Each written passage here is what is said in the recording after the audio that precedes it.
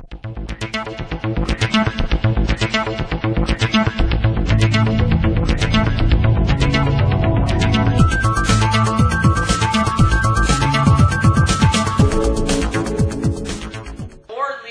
are more leads out there than anybody can handle, and they're free. Now, one way to generate leads into your business is through buying leads on the internet. That's one way, and so that's a way to generate leads. Other ways to generate leads, and we're not going to put all kinds of time into this because it's all in the CDs, and most of you have been through a seminar that we talked about this, but of course it's expos, and you don't have to just be a vendor at an expo. You can pay $2 as a guest and get the same benefits out of being at an expo. I love the way you do that. Does everybody know what she does when she does that? I just love when you do that. You go into an expo, you pay your $2, and the vendor's standing at the table networking, and it's his job to talk to you, and you walk up to him and you talk to him because he's going to talk to you or she, and you network with them about his business, and then eventually when there's a pause in the conversation, you say, hey, is this a good vendor fair? I was thinking about joining it. And then they say, oh, what do you do? Oh, what do you do? Exactly. And she paid $2 instead of $500. But I do know what, you're allowed to do that. Other people are doing it. You're not walking around handing out literature to everybody that walks by. But you know, as a vendor, you're going to go in and network with the other vendors too. So there's no reason why guests can't network too. It goes both ways. It's just that you got to watch. You don't want to, like, totally, you didn't pay for a booth, so you're not going to, like, set up a little table and start handing out flyers to everybody. So, Philly, I would recommend that everybody go to a vendor fair as a guest and as a vendor every single month. And if you have a sales team, take your team as a vendor, because you can always make up in numbers what you lack in skill, and the numbers give you the skills. So taking your new people once a month to your vendor fairs and have them standing right next to you, listening to the word, speaking to people. Now, I know that it's interesting. Oh, I can't do public speaking. I'm scared to speak. Well, you've been speaking since you're 3. We all do public speaking. Well, you know how to make a centerpiece with a basket, don't you? Okay, so it's Christmas time. Why don't you call the Kiwanis Club or the Junior League and tell them, or Brian, he could say, you know, I'm going to teach you how to make a centerpiece for your table for under $20, and it will give you an idea. So you go to the Kiwanis Club, you go to the Junior League, you go to the YMCA, wherever, and you have your catalogs. You teach them how to make a centerpiece that has a candle in it and a little bit of cheap vines around it and a basket or whatever. They have other things besides just candles. And even Lowe's does this. Okay, if it works for Lowe's, it's going to work for you. Lowe's comes in and says, okay, we're going to teach you how to build a patio. Okay, and here's what happened. People go in, some people are like, cool, I'm going to build a patio. They buy all the products, you know, they get the stuff, and so Lowe's has created a customer who's going to build a patio. Other people go to this workshop that says, I'm going to build a patio, and they're like, that's too much work. So they hire Lowe's to build a patio. Okay, they've developed this profession. Now they are trusted to build a patio. And so when you go to Kiwanis Club, and first of all, 1 in 10 are going to say yes. So if there's this many people at the Kiwanis Club, they look kind of like this.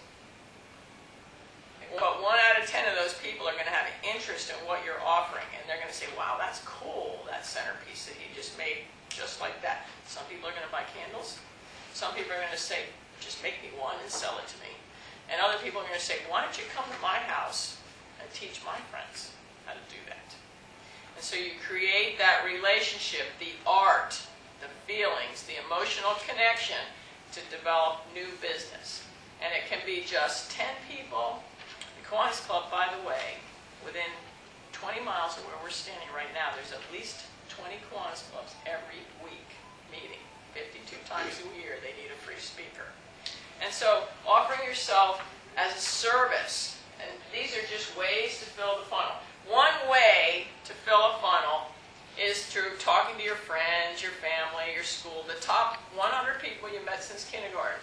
And take those acquaintances and depend on them for their total business. And you can't do that. You just can't do that. And so taking all these Mounts business is about taking advantage of newsletters. Nikki and I were talking about e-books or e-newsletters. Like every company does newsletters. Why not make a newsletter that lasts forever? An e-book or an e-newsletter is a PDF file that once you send it out, they love it so much that they send it to their friends. That's called viral marketing. Now, are you going to make a fortune on viral marketing? No. But Teresa could write an e-book, an e-newsletter that's a PDF file, like you guys have all seen mine. They have audios in them, and they look like real posts. Pump Up Your Calendar is an audio e-book. It tells you how to fill your calendar, and you're going to love it so much, you're going to send it for free to your team. That is viral marketing. So Teresa could write an e-book on how to coordinate your jewelry with your clothes or whatever. And it's going to be so valuable to her customers that they're going to think, my Aunt Mary would like this, and they're going to send it over there. And in it is the links to her website or her email or her catalog. That's viral marketing. Are you going to make a fortune on it? No. But are you going to find customers that are going to come to your business on a regular basis occasionally because of that? Yes. And so marketing, like the Accomack Inn, they put ads in the newspaper. They got restaurants to review them. They put up a sign. They put up a billboard. They put radio advertising.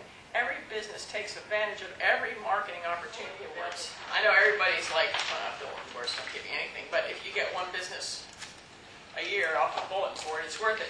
And if you deduct every mile you drive because of your bulletin board program, you're making cash flow on your miles. Miles are like 50 cents a mile income tax. How's that for a recruiting line? Would you like to deduct 50 cents for 90% of the miles you drive? Okay, all you have to do is every time you see a bulletin board, you put your cards up and you take everybody else's down. No, you see, you're missing the point, Eileen. You're not taking them down so they don't get any business. You're taking them down so you can call them. About yours. About yours, that's right. Anybody that puts a business card up on a bulletin board is someone that's in business to answer their phone. And so why wouldn't you call them up and say, hi, this is Deb, I got your business card off of Weiss Market's bulletin board. You look like a pretty successful real estate agent. I have a quick question for you. You got a minute? Do you know anybody that might be interested in creating an additional stream of income if it doesn't affect the work your real estate business or it doesn't affect what they're already doing? Or do you know anybody that'd be interested in making money through